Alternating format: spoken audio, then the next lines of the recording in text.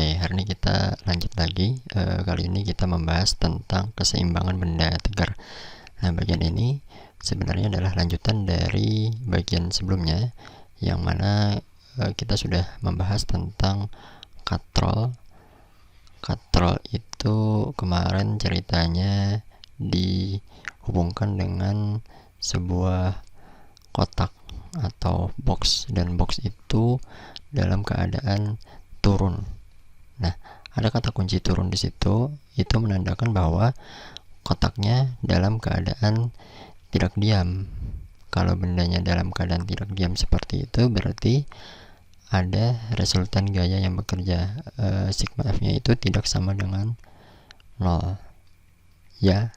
Nah, selain pada kotaknya, si katrolnya juga berputar.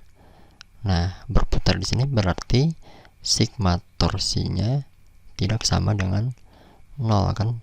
Nah, di keseimbangan benda tegar itu justru sebaliknya. Yang dipelajari di sini adalah apabila di suatu benda tegar itu sigma torsinya sama dengan 0 dan sigma F-nya sama dengan 0. Jadi ada dua syarat untuk suatu benda mengalami keseimbangan. Sebelumnya apa itu benda tegar? Jadi benda tegar itu adalah sebuah istilah untuk menunjukkan benda yang bentuknya tidak berubah apabila diberikan gaya. Nah, contohnya misalnya kalau misalnya bola tenis.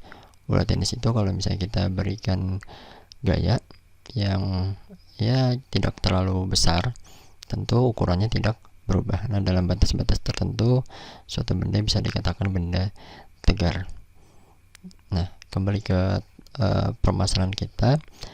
Jadi benda tegar yang mengalami keseimbangan itu mesti memenuhi dua syarat. Yang pertama, sigma F-nya atau resultan gayanya harus sama dengan 0, baik ini pada sumbu X, pada sumbu Y, dan pada sumbu Z jika pembahasannya sampai 3 dimensi. Selain pada gerak translasi yang diwakili oleh gaya, juga pada gerak rotasi pun berlaku demikian juga. Jadi sigma torsinya harus sama dengan 0.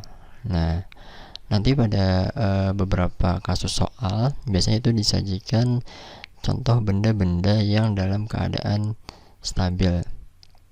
Satu soal yang di bagian ini cukup umum ditemui adalah ada batang yang di ujungnya itu dikaitkan dengan tali. Di sebelah kiri ini adalah dinding. Nah, jadi batangnya dari ujung dikaitkan ke dinding melalui sebuah tali. Kemudian di salah satu bagian batang itu digantungi dengan benda. Nah, kondisinya sistem ini dalam keadaan diam. Berarti memenuhi semua syarat dong. Kotaknya tidak bergerak, jadi tidak ada resultan gaya yang menyebabkan benda ini bergerak, dan juga si balok, si kayu ini juga tidak berputar. Nah, dalam hal ini baloknya dianggap sedang menempel ke dinding. Tapi kalau misalnya tidak ditahan oleh tali ini, ketika digantung oleh beban di bagian ujungnya, maka batang ini bisa mengalami perputaran ke arah sini kan. Nah, seperti itu. Tapi dalam hal ini dia stabil. Nah, itu memenuhi dua syarat ini. Yang pertama adalah sigma F-nya harus sama dengan 0 dan sigma torsinya harus sama dengan 0.